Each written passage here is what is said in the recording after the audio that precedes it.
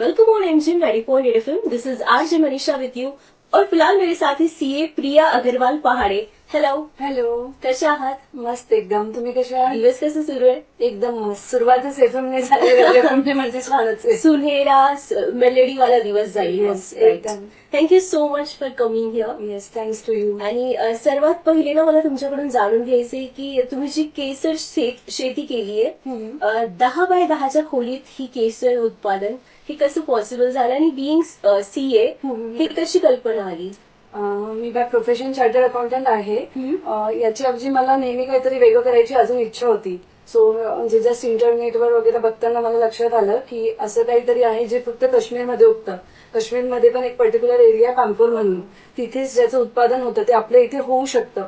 ते जेव्हा माझ्या रिडिंगमध्ये आलं मी त्याच्यावर रिसर्च केला, भरपूर अभ्यास केला. मग मला ते खूपच इंटरेस्टिंग वाटलं.